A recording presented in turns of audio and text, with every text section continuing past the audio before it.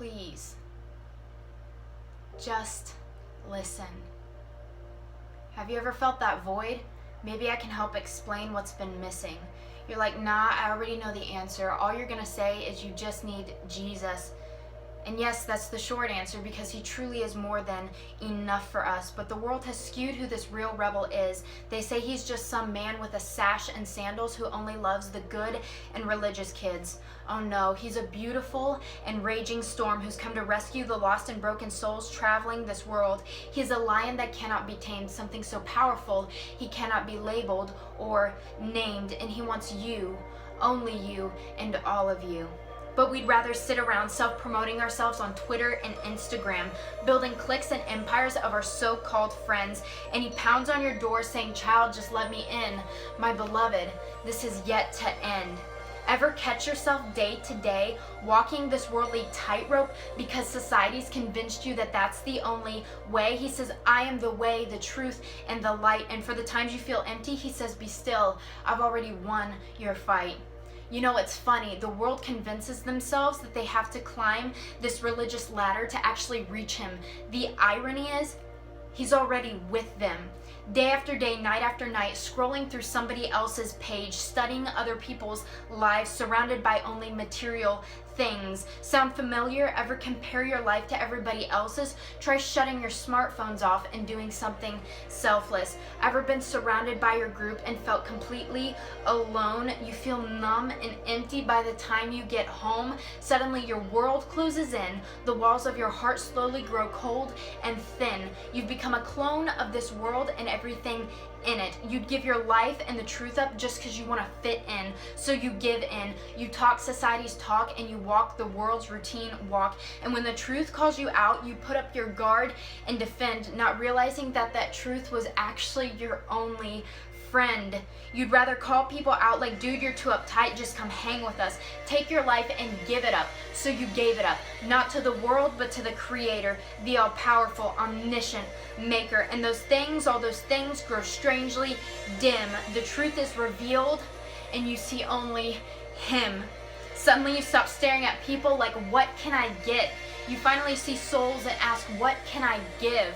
And the world will do nothing but judge you and try to pull you in. But misery loves company, so I guess that makes sense. And I'm not sure how to explain it, but it's like you're standing still while the whole world spins chaotically around you. You see through people's facades and their eyes beg, what do I do? So trust me, I understand, but that doesn't make you right. It's your choice to surrender and give the Lord your fight. It's up to you. Life is what you make it. Life is so short. So what's the point if all you do is fake it? The second you give it all away, you get what everyone was looking for. It's that moment of awe. You found the cure. He doesn't ask for the perfect person or version of you. He says, just be, walk with me. Let's do the things I called you to. Suddenly fear, guilt, and shame become nothing but an afterthought of who you used to be. All those rules, regulations, the ladder of religion are no more. You have been set free. You are overcome with nothing but grace and peace. Society may laugh or judge within the safety of their worldly tower. They may believe that they have ultimate power. Well, Lord, forgive them, for they know not what they have done.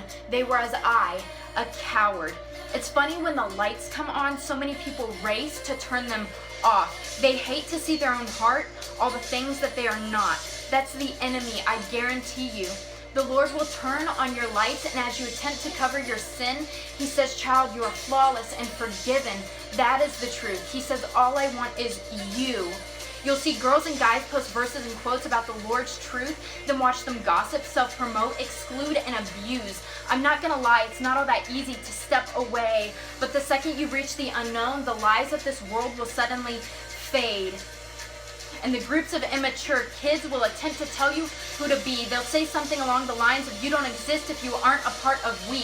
Because apparently society scoffs at people who are genuinely different. Those empires of girls and guys let go of their own independence. They'll bow down to religion, bathe themselves in the world, but take the label of Christian. Those false followers, trust me, don't listen.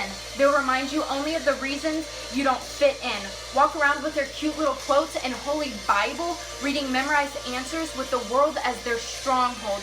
Those kids don't judge. Walk with truth, show them love.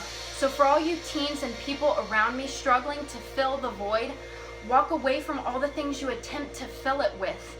Quiet the noise. There's a creator who calls you to just be. He says you are pure, sanctified, and free. So I don't care anymore if this world laughs at me, because there's a creator much greater than I who rebels against normality, never ceases to defy.